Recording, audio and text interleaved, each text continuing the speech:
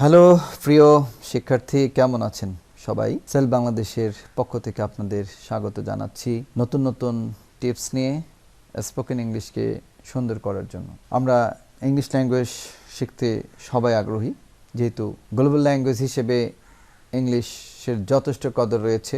বিশ্ব এর এই গ্লোবালাইজেশনের যুগে ইংলিশ একটি জরুরি ভাষা এবং অত্যন্ত গুরুত্বপূর্ণ একটা ভাষা হিসেবেই বর্তমানে আবির্ভাব হয়েছে। সারা বিশ্বের অর্থাৎ বিশ্বের সমস্ত দেশে ইংলিশের অনুশীলন চলছে। আমরা জানি যে এই গ্লোবালি ইংলিশ এখন ছড়িয়ে গিয়েছে। সো এটা এখন শুধু আমেরিকান বা ব্রিটিশ ইংলিশ নয়, এটা এখন গ্লোবাল ল্যাঙ্গুয়েজ। এবং আমরা জানি ডিজিটাল এই ওয়ার্ল্ডে যে কোনো প্রযুক্তি ইংলিশ নির্ভরশীল। প্রযুক্তির ভাষা কিন্তু ইংরেজি। আমরা জানি আমরা যখন এক্সপোর্ট ইম্পোর্ট যে কোনো বিজনেসে ইংলিশের বিকল্প নেই। আপনি যদি ইংরেজি ভাষা ভালো করে না জানেন তাহলে আপনি ইমেল ভালো করে বুঝবেন না, আপনি কারেসপন্ডিং করতে পারবেন না, আপনি কোনো হাই স্যালারির জব সেখানে গিয়েও প্রবলেম হয়ে যাবে। কেননা জানেন যে আমাদের all kinds of corresponding must be followed through English. এই জিনিসটা আপনাদের খেয়াল করতে হবে। এই জন্যই কিন্তু ইংরেজির কদরটা দিন দিন বাড়ছে। তো আমার মনে হয় যে ইংলিশটা আপনারা একটু গুরুত্ব দিয়ে দেখুন। আর যারা শিক্ষার্থী রয়েছেন, যারা পড়াশোনা করছেন, যারা অভিভাবক রয়েছেন, আমি অভিভাবকের দৃষ্টি আকর্ষণ করেই বলছি, আপনার ছোট্ট এই সন্তানকে এখন থেকেই গড়ে তুলুন, ইংরেজি ভাষা দিয়ে গড়ে তুলুন। আমার এখানে তো সবই রয়েছে। একটা পূর্ণাঙ্গ একটা ইংলিশ প্রোগ্রাম হিসেবে কিন্তু সেল বাংলাদেশ আবির্ভাব হয়েছে। আমাদের শুরুটা খুব বেশি দিন না, তারপরেও কিন্তু আমরা চেষ্টা করে যাচ্ছি একটা বড় প্ল্যাটফর্মে দাঁড় হতে। আমাদের অনেক কাজ চলছে, আপনারা জেনে থাকবেন যে আমরা এরপরে হয়তো বা গ্রামারের কিছু আইটেম আমরা দেব, এবং আইটেমগুলো অত্যন্ত সুন্দর। যারা জব অ্যাপ্লিক্যান্ট থাকবেন তারা নিজেরা দেখবেন, স্টুডেন্টরা দেখবেন, আমার অভিভাবকরা নিজেরা শিখবেন, এবং আমাদের যারা শিক্ষক মণ্ডলী আছেন, আমাদের সম্মানিত শিক্ষক সম্প্রদায় যারা আছেন, আমি সেই টিচার্স কমিউনিটিকে দৃষ্টি আকর্ষণ করে বলছি, আপনারা প্র্যাকটিস করবেন। আসলে একটা শিক্ষক শব্দটা কিন্তু অনেক বড়। কিছু পড়া জানলাম আর কিছু শেখাতে পারলাম বলে আপনি শিক্ষকের খাতায় নাম রাখলেন, তা কিন্তু নয়। একটা শিক্ষক একটা শিক্ষার্থীর কাছে একটু মাইল ফলক, অনেক বড় কিছু। আপনি গুরু। তো গুরুকে কিন্তু অল্প জেনে গুরু হওয়া যায় না, আপনাকে অনেক জানতে হবে। সবচেয়ে একটা টিচারকে বেশি পড়াশোনা করতে হয়, কেননা আপনি কখন কোন প্রশ্নের সম্মুখীন হবেন আপনি নিজেও জানেন না।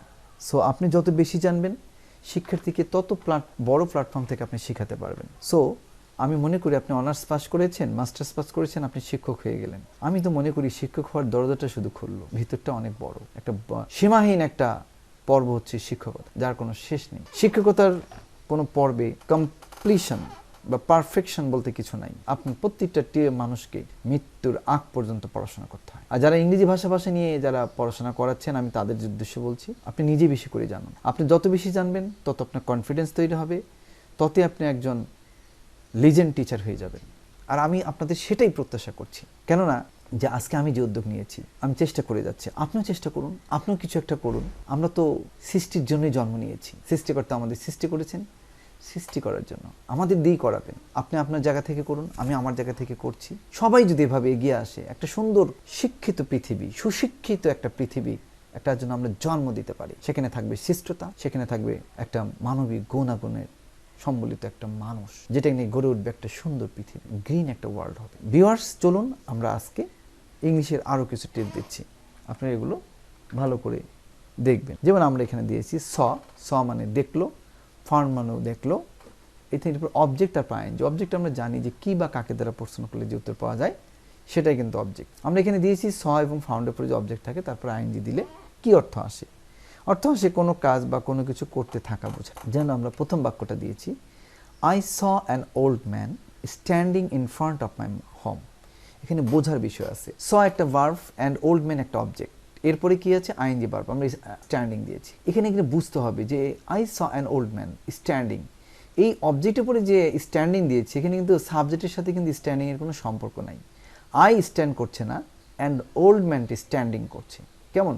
তাহলে আমরা কোনো একটা অবজেক্টের পরে যে আইএনজি লাগিয়ে দিই, তাহলে সেই অবজেক্টে কি কাজ করছে আমরা সেটা বুঝাবো। I saw an old man standing in front of my home, অর্থাৎ আমি দাঁড়িয়ে থাকতে দেখলাম, অর্থাৎ কি আমি বৃদ্ধ লোকটিকে, আমি বৃদ্ধ লোকটিকে আমার বাড়ির সামনে দাঁড়িয়ে থাকতে দেখলাম। তাহলে এখানে কি দাঁড়াচ্ছে, এখানে আমি বৃদ্ধ লোকটিকে আমার বাড়ির সামনে দাঁড়িয়ে থাকতে দেখলাম, এটা হবে। আমি একজন বৃদ্ধ লোকটিকে বা আমি একজন বৃদ্ধ লোককে আমার বাড়ির সামনে দাঁড়িয়ে থাকতে দেখলাম। ঠিক আছে, এরপরে আমরা আরেকটাতে যাব, we found them. We found মানে আমরা দেখলাম, উই ফাউন্ড দেম, আমরা তাদেরকে দেখলাম কোয়ারেলিং, ঝগড়া করতে দেখলাম। কোয়ারেলিং, আচ্ছা ঝগড়াটা কি উই করছে না দেম করছে?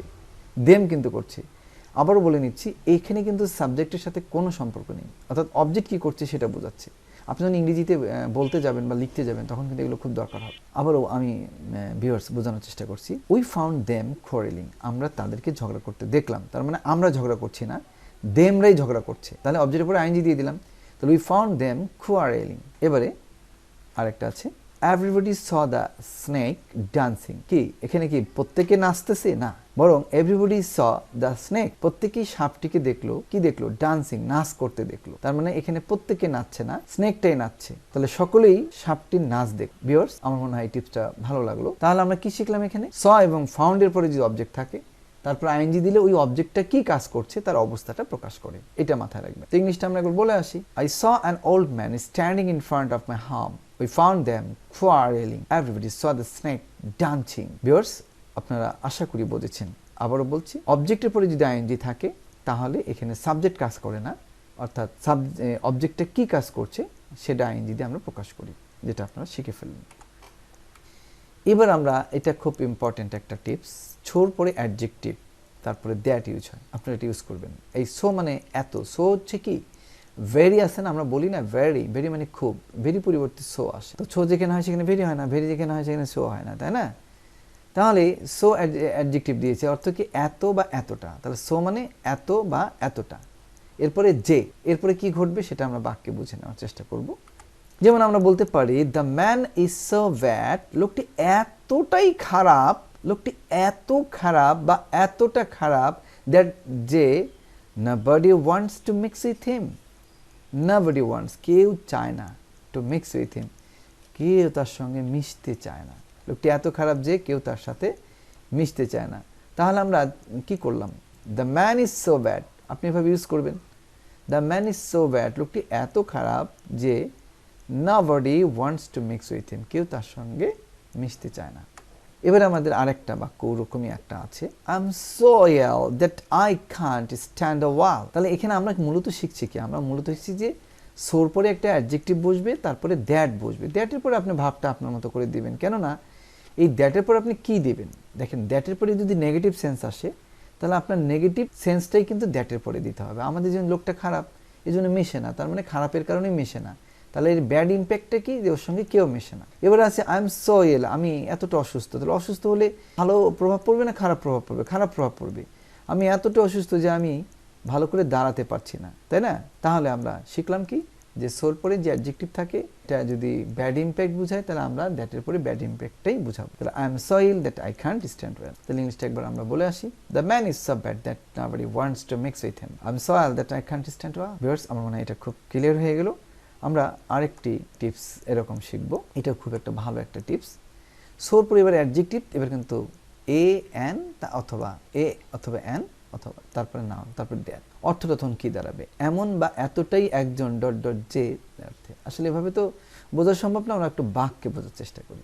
ওটা জাস্ট অর্থটা কেমন আসতে পারে আমরা সেটা বোঝানোর চেষ্টা করি। যেমন হি is so bad a man, খুব মজা, তাই না?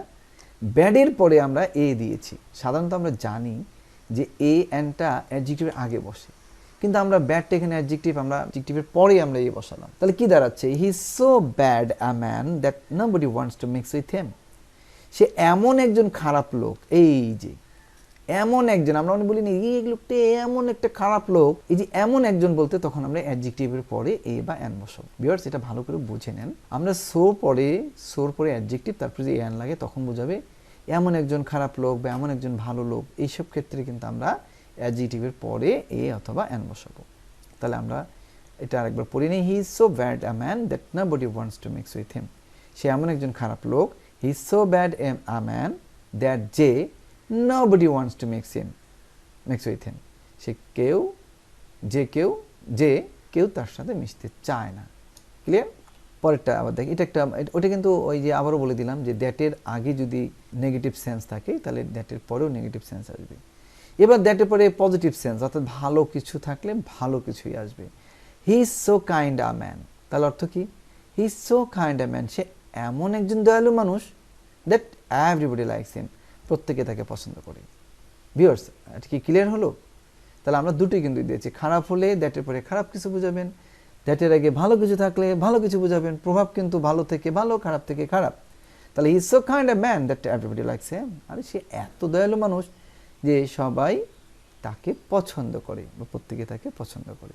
তো আমার মনে হয় ভিউয়ার্স, ছোট ছোট টিপস অনেক বড় বড় উপকার করবে, এই আমাদের সেলফ বাংলাদেশের টিপস। আর এই টিপসগুলো এর আগে অনেকগুলো টিপস দিয়েছি, আমরা কিন্তু বলে দিয়েছি যে এগুলো আপনারা ডায়েরি বন্দি করেন, ডায়েরিতে লিখুন, নিজস্ব একটা সেলফ বাংলাদেশ দিয়ে একটা ডায়েরি করুন, সেখানে লিখবেন, লিখে বেশি বেশি প্র্যাকটিস করবেন। আবারও বলি, গ্রুপ প্র্যাকটিস করাটাই সবচেয়ে ভালো, এবং এগুলো একে একে বলার চেষ্টা করবেন, ঠিক আছে?